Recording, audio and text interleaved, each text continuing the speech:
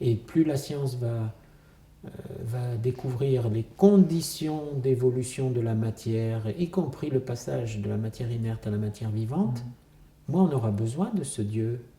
Oui, c'est un risque. Bien sûr. Et même aujourd'hui, on n'a plus du tout besoin avec les théories de l'auto-organisation de la matière.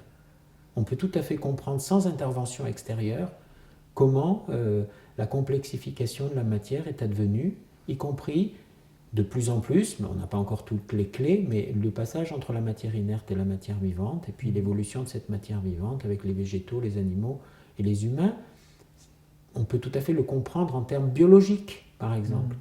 Mais est-ce que parce qu'on a compris, on est en cours de comprendre l'évolution biologique, est-ce que c'est pour ça qu'on a compris qu'est-ce que la vie, qu'est-ce que l'homme?